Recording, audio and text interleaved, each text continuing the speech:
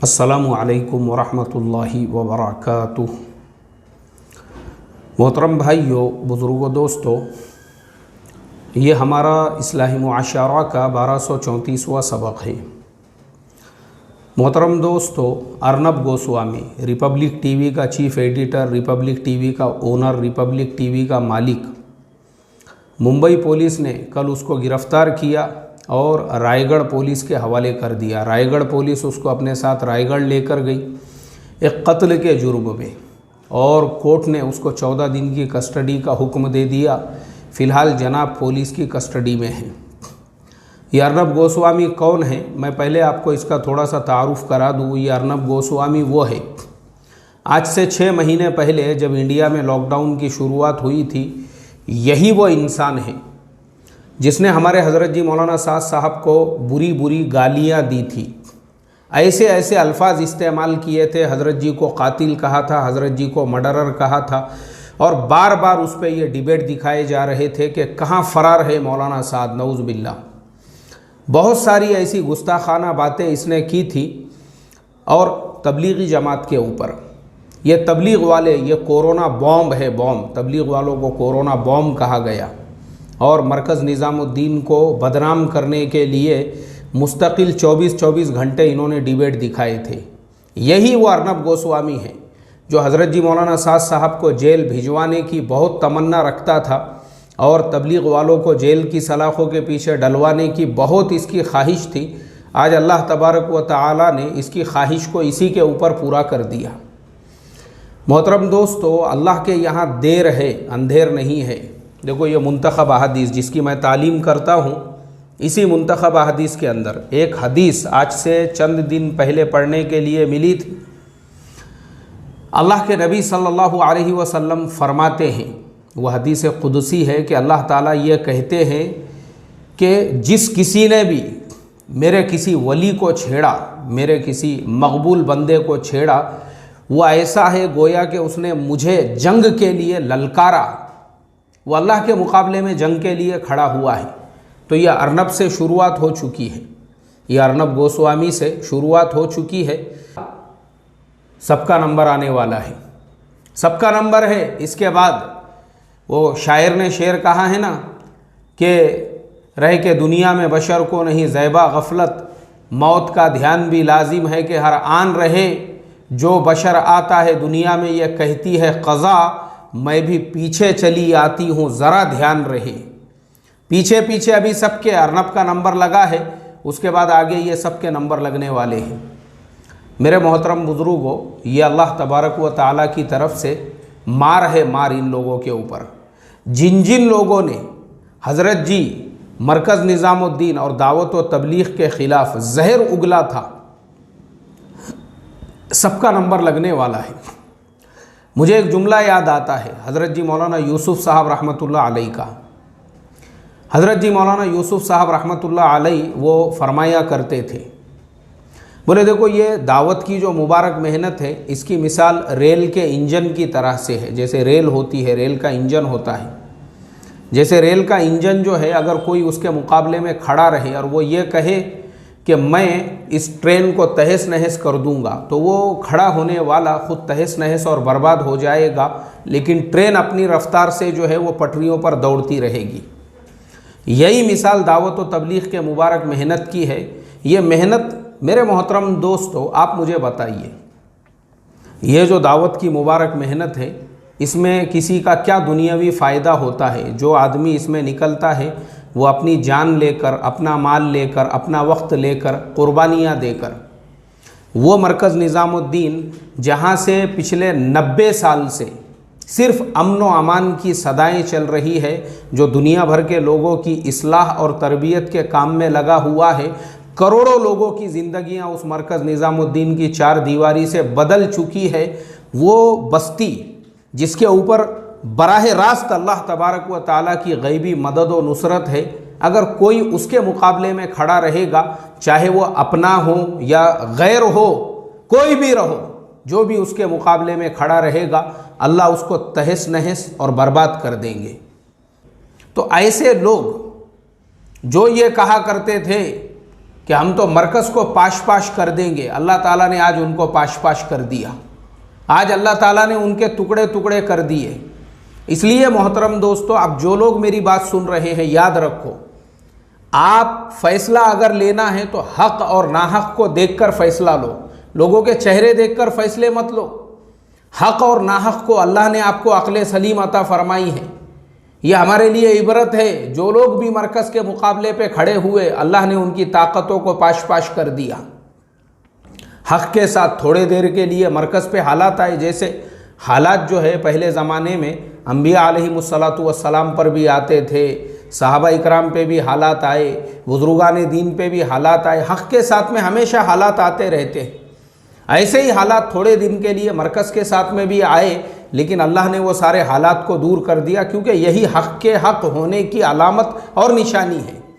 ये सब देखकर भी अगर हमारी आंखें नहीं खुल रही है तो फिर ऐसे आदमी को तो अल्लाह ही हिदायत अता फरमा सकता है। मोहतरम दोस्तों, आप सोचो, खुद हमारे सुप्रीम कोर्ट ने यह कहा है, हमारे सुप्रीम कोर्ट ने यह कहा, अभी एक हफ़्ता पहले की ही खबर है कि दावत व तबलीग की मेहनत को बलि का बकरा बनाया गया। मुंबई हाई कोर्ट की जो औरंगाबाद बेंच है, वहाँ के जज सेवलीकर और एक जज, दोनों ने ये कहा कि मरकज़ निज़ामुद्दीन को मीडिया वालों ने जो है ज़बरदस्ती का कोरोना के लिए ज़िम्मेदार ठहराया, जबकि वहाँ पे आए हुए जो लोग हैं वो हमारे मेहमान हैं। उनको तुमने पूरे इज्जत के साथ में रखना चाहिए था। क्या तुम बाहर से आए हुए मेहमानों के साथ में ये सुलूक करते हो? ये कोर्ट ने कहा, मैं नहीं कह रहा हूँ। तो जो मीडिया चैनल्स मरकज़ के और हज़रत जी के ख़िलाफ़ खड़े हुए थे, अल्लाह तबारक व तआला ने उनके ख़िलाफ़ सुप्रीम कोर्ट को खड़ा कर दिया, मुंबई हाई कोर्ट को खड़ा कर दिया, और मुल्क की मुख्तलिफ़ कोर्टें उनके ख़िलाफ़ में खड़ी हो गई। ये मदद है अल्लाह तबारक व तआला की। और ये सारी मददें, ये सारी नुसरतें देखने के बावजूद भी अगर कोई इंसान वह आज भी मरकज़ के ख़िलाफ़ खड़ा हुआ है और वो ये समझता है कि मरकज़ हक़ पर नहीं है, तो मैं समझता हूँ ऐसे को गुमराही से कौन बचा सकता है। आंखें खोलने के लिए काफ़ी है ये मरकज़ की हक़ानियत के लिए, और हज़रत जी मौलाना साद साहब उनकी विलायत के लिए ये काफ़ी है ये कि अल्लाह के वली, अल्लाह के बरगुज़ीदा बंदे, जिन्होंने एक लफ्ज़ भी किसी के बारे में नहीं कहा, उनके बारे में सुबह से शाम तक मीडिया वाले कहते रहे, एक लफ्ज़ भी उन्होंने रिएक्शन में नहीं कहा। यही तो उनके वली होने की अलामत है। अरे यही तो अल्लाह के मकबूल बंदे होने की निशानी है। और इससे बढ़कर निशानी क्या होंगी कि वली को छेड़ा, अल्लाह तबारक व तआला ने छेड़ने वालों के सबके नंबर लगा दिए। सबका नंबर आएगा, अभी एक एक से सबके नंबर लगाए। पहले तो टीआरपी को लेकर चैनल वालों में मारा मारी हो गई, एक दूसरे के खिलाफ गाली गलौज करने लगे। उसके बाद में अभी अर्नब गोस्वामी, जो हज़रत जी मौलाना साद साहब को उनके बारे में कहता था कि कहाँ है मौलाना साद, किधर फरार है मौलाना साद, और कब उनको गिरफ्तार किया जाएगा। नऊज़ बिल्लाह, अल्लाह तबारक व तआला ने इस खबीस को ही गिरफ्तार करवा कर जेल की सलाखों के पीछे भेज दिया। अभी तो 14 दिन की इसको कस्टडी मिली है, आगे की कोई गारंटी नहीं है कोर्ट और इसको कितने दिन रखेंगी। इसलिए मेरे मोहतरम दोस्तों, बस मैं इतना ही कहना चाहूँगा तमाम सुनने वालों से, अल्लाह ने हमको अक्ल सलीम अता फरमाई है। मरकज़ के साथ में खड़े रहो, मरकज़ के साथ में, मरकज़ के हक़ होने के लिए ये सारी दलाइल और ये सारी अलामतें हमारे लिए काफ़ी है। अल्लाह की गैबी मदद व नुसरत है मरकज़ निज़ामुद्दीन की चार दीवारी के साथ। जो खड़े हुए, जो भी खड़े हुए, पाश पाश कर दिया अल्लाह तबारक व तआला ने। जैसे मैंने बताया शुरू में, जब सबसे पहले कुछ फितने खड़े हुए, हमने मरकज़ की ताईद में 15 अगस्त 2016 सबसे पहला मेरा सबक था, जिसका उन्वान ही है सबक नंबर 259, हज़रत जी मौलाना साद साहब और मरकज़ निज़ामुद्दीन के ख़िलाफ़ साजिश। लोगों ने मुझे जान से मारने की धमकियाँ दी, फ़ोन कर कर के मुझे डराने और धमकाने लगे और मेरे बारे में प्लानिंग और साजिशें करने लगे। बहुत बोल रहा, बोले ये अकबर हाशमी, इसका इंतज़ाम करना पड़ेगा। जिन्होंने हमारे इंतज़ाम करने की साजिशें प्लानिंग किए थे, अल्हम्दुलिल्लाह आराम फरमा रहे हैं, वो आराम फरमा रहे हैं। अल्लाह ने सबके रवानगी के आदाब कर दिए और हमारा दिल उस वक्त भी मुतमईन था, आज भी मुतमईन है कि हक़ मरकज़ निज़ामुद्दीन के साथ में। मोहतरम दोस्तों, इबरत है हमारे लिए, इबरत। अगर अभी भी हमारी आंखें नहीं खुल रही है, हमको गुमराही से कौन बचा सकता है, आप बताइए। इसलिए अल्लाह तबारक व ताला ने मरकज़ को कबूल कर लिया है। वो 4 दीवारी से पूरे आलम में अल्लाह ने हिदायत की रोशनियों को फैलाया है पूरी दुनिया के अंदर। दुनिया का कोई मुल्क, कोई खित्ता बाकी नहीं रहा जहाँ पे दावत की मेहनत करने वाले अपना जान, अपना माल लेकर कोने कोपचों में और दुनिया भर के गाँव खेड़ों में ना पहुँचे हो। उसी मरकज़ की 4 दीवारी से अल्लाह ने कबूल कर लिया उसको। तो इसके लिए मेरी रिक्वेस्ट और दरख्वास्त है तमाम मुसलमानों से जो मेरा ये सबक सुन रहे हैं, गलती से, भूल चूक से अगर आज तक आप भी मरकज़ के ख़िलाफ़ में रहे, किसी का मुंह देखकर, मेरा बड़ा भाई उधर तो मैं उधर, चचा उधर तो भतीजा भी उधर, सेठ उधर तो नौकर भी उधर, गुत्तेदार साहब जो काम देते थे वो उधर, तो जिनको काम मिलता था वो लोग भी उधर तो मैं भी उधर, ससरे साहब नाराज़ हो जाएंगे वो उधर तो मैं भी इधर, ऐसे मुंह देख देख कर जिसने भी अपने अकीदे बदले थे उनके लिए इबरत है ये। चेहरों को मत देखो, हक और नाहक को देखो। हक आज भी, ये हमारे लिए दलीलें है, ये सारी दलीलें।